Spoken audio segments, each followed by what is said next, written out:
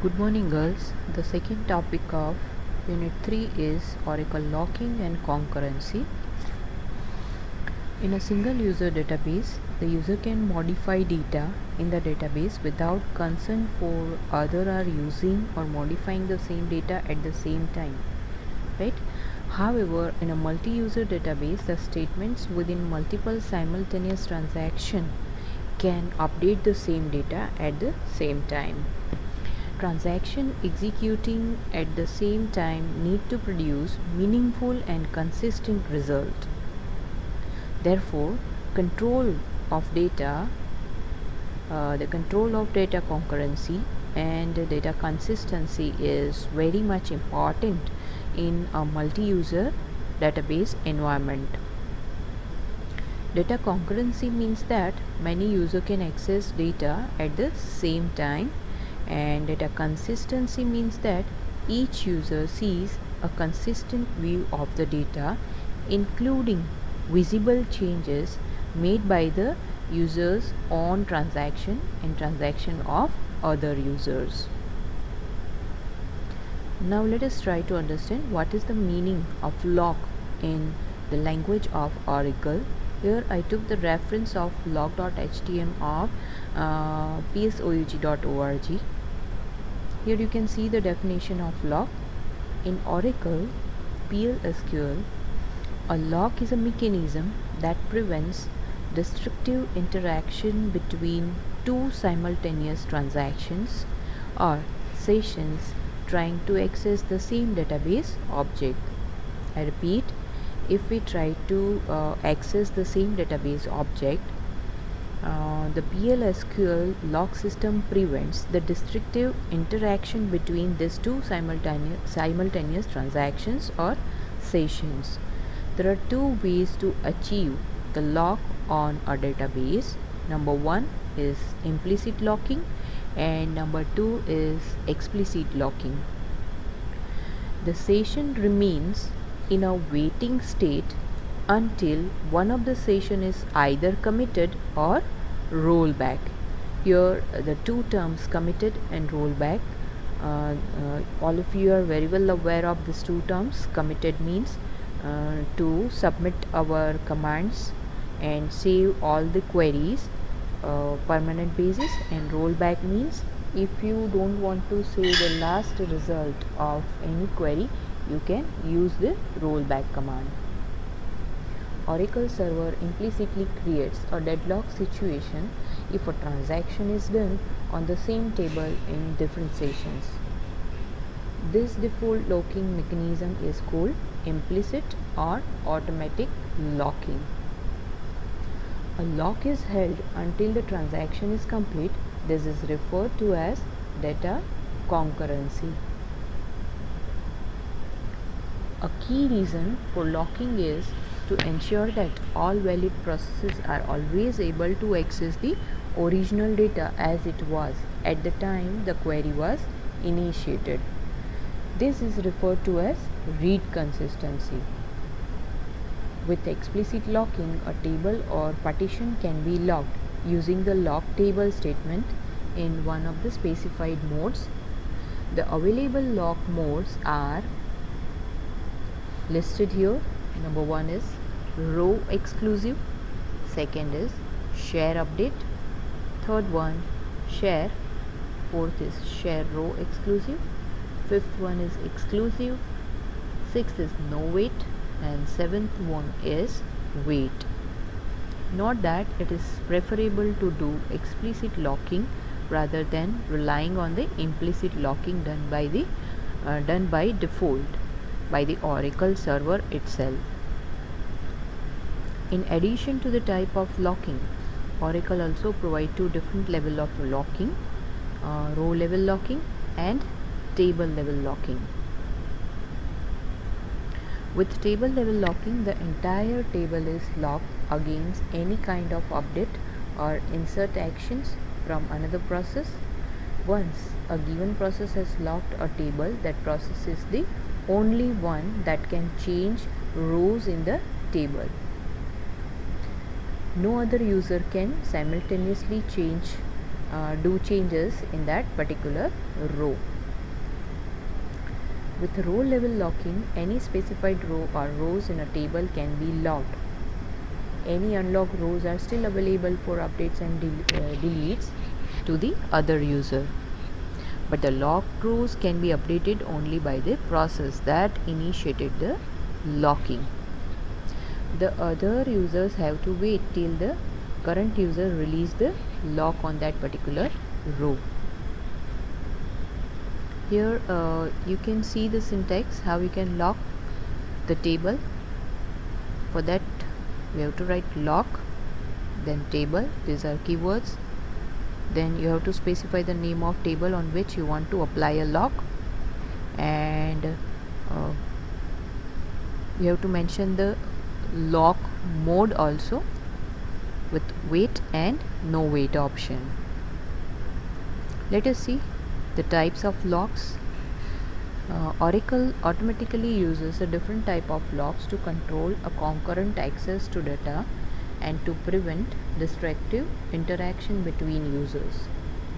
Oracle automatically locks a resource on behalf of a transactions to prevent other transactions from doing something, also requiring exclusive access to the same resource.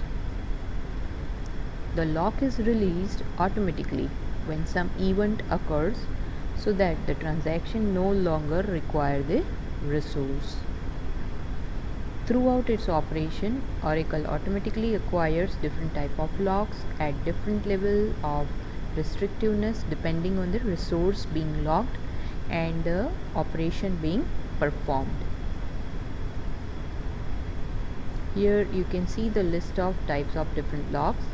First one is DML lock, that is called data manipulation language locks, or in short we can say data locks. These locks protect data. For example, table locks lock entire tables. Row locks lock selected rows. The second type is DDL lock, data definition language locks, or in short dictionary locks. DDL locks protect the whole structure of schema objects. For example, the definition of tables and views. Here we can protect the object's definition through these locks. Next is internal locks and latches. Internal locks and latches protect the internal database structures such as data files. Here the data file term is new for you. In later chapters we will understand the meaning of this term, right? Internal locks and latches are entirely automatic. In the next section we will see the discussion of DML lock, DDL lock and internal locks. The first one is DML locks.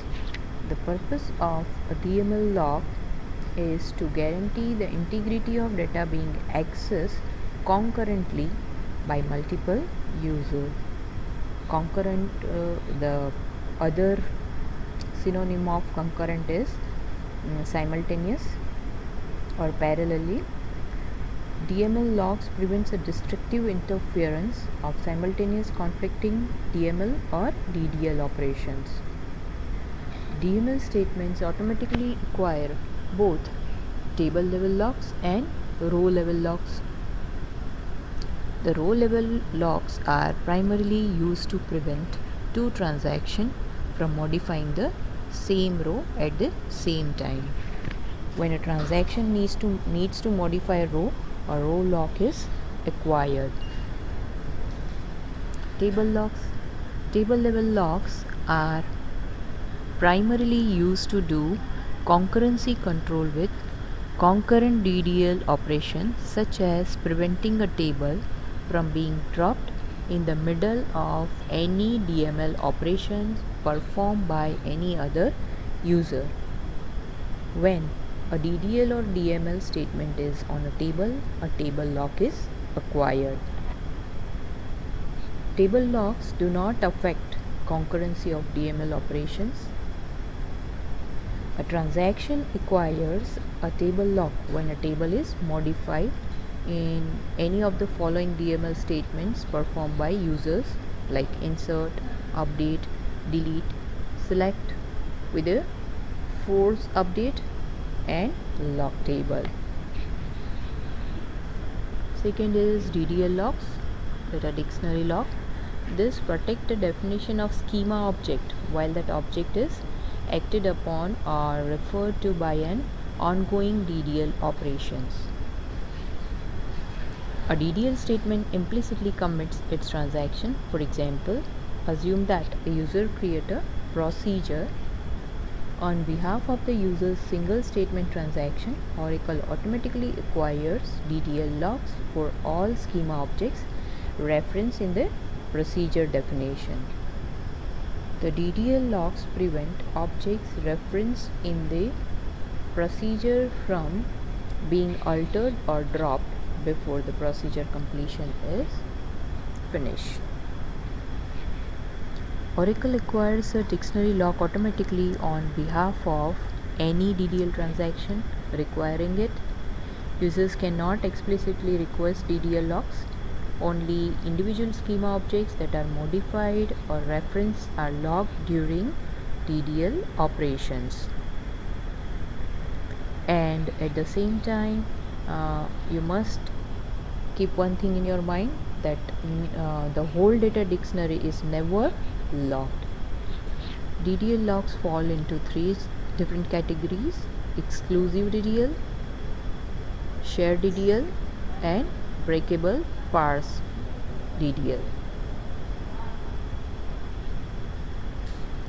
Next is latches and internal lock. Latches and internal locks protect internal database and memory structure. Both are inaccessible to users because users have no need to control over their occurrence or duration. Latches are simple, low-level serialization mechanism to protect shared data structure in the system global area. Again, this term is new for you, system global area. We'll study about this term in next unit, right? For example, here the latches protect the list of users currently accessing the database and protect the data structure describing the blocks in the buffer cache. Explicit data locking. Oracle always performs locking automatically to ensure data concurrency, data integrity, and statement level read consistency. However, you can override the Oracle default locking mechanisms. Means we can apply a locking as per our desire by overriding it. Overriding the default locking is useful in situations such as this. Application require transaction level read consistency or repeatable reads.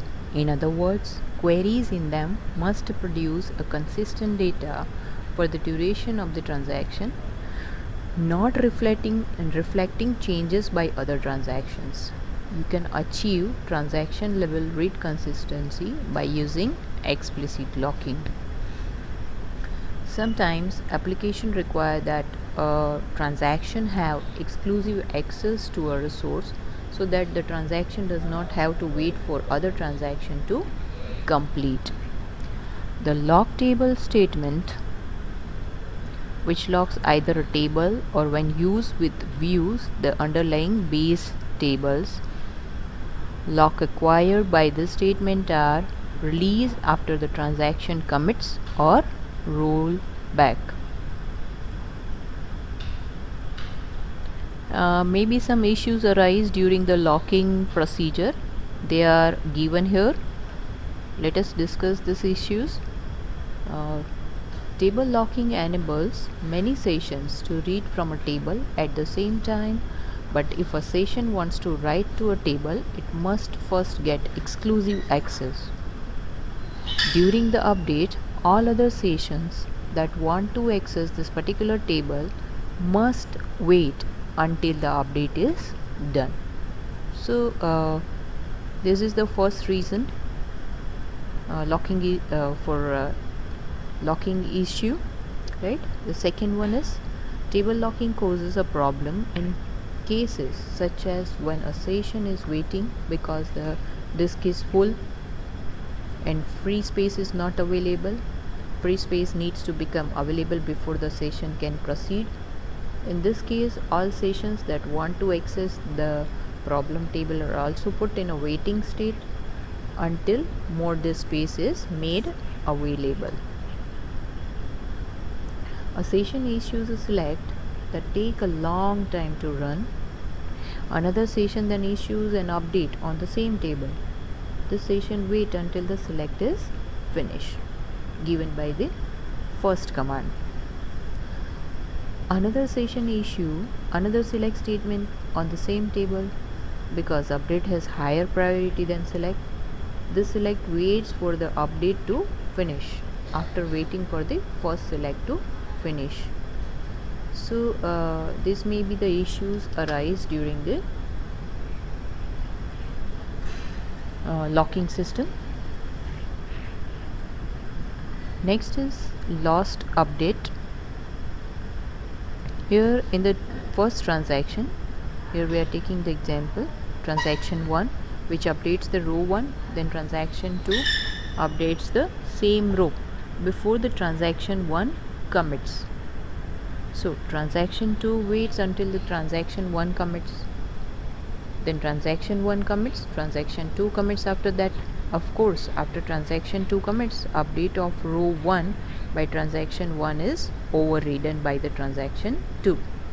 So this situation is known as a lost update. You cannot see the updation done by any of the transaction. The next term is pessimistic locking. Pessimistic locking can be maintained as an exclusive lock while editing a record.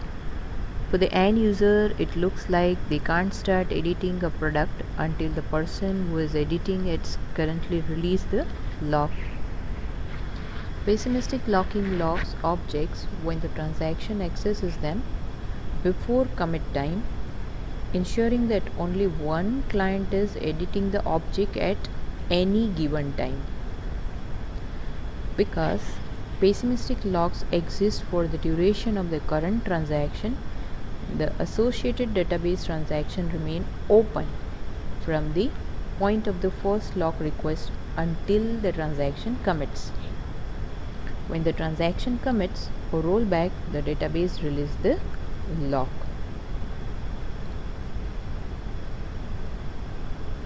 Next term is optimistic lock. Optimistic locking is a strategy where you read a record, take a note of a version number. This is another method to do this involve dates, timestamps, or checksum, and check that the version has not changed before you write the record back. When you write the record back, you filter the update on the version to make sure it is atomic. Atomic means here it has not been updated between when you check the version and write the record to the disk, and then you update the version in one hit. If you found the record is dirty or a different version than yours version, you can abort the action or you can cancel your transaction and the user can restart it. However, optimistic locking cannot prevent application from selecting and attempting to modify the same data. When two different processes modify the same data, the first one to commit the changes succeeds, the other process fails and receive an optimistic lock exception. The last term is deadlock. The deadlock occurs when two sessions block each other while each wait for a resource that the other session is holding or occupied by other session. Deadlocks occur when two people hold a resource that the other want. Oracle records our deadlocks in a trace file. The number one cause of deadlock is unindexed foreign keys. If you update the parent table's primary key, the child table will be locked in the absence of an index. And if you delete a parent table, the entire child table will be locked again in the absence of an index. A deadlock can occur when two or more users are waiting for the data locked by each other. Deadlocks prevent some transaction from continuing to work. Here you can see the picture of deadlock. One illustration of two transactions is shown in this picture. Here the no problem exists at time point A, as each transaction has a row lock on the row it attempts to update. Let me show you the image or figure. You can see two transactions. Transaction 1 is running and waiting for the resource which is occupied by transaction 2. Similarly, transaction 2 is waiting for a resource occupied by transaction 1. So both are waiting for the resource which are occupied by each other. However, each tries next to update the row currently held by the other transaction. Therefore, a deadlock result at time point B, because neither transaction obtain the resource it needs to proceed or terminate. The ultimate solution is termination. It is a deadlock because no matter how long each transaction waits and the conflict locks are held. Oracle automatically detects the deadlock situation and resolve them by rolling back one of the statement. This involved in the deadlock, thereby releasing one set of the conflicting row locks. Last term is lock escalation. Lock escalation occurs when numerous locks are held at one level of granularity, such as rows, and a database raises the lock to a higher level of granularity. Here you have two important questions from this topic. Number one is what is lock, and explain the different types of locks in detail. DML, DDL, right? And maybe they ask for a common question, explain locks in details and locking issue. That's it. Let us stop our discussion here, right? In the next session we will start the new unit. Thank you.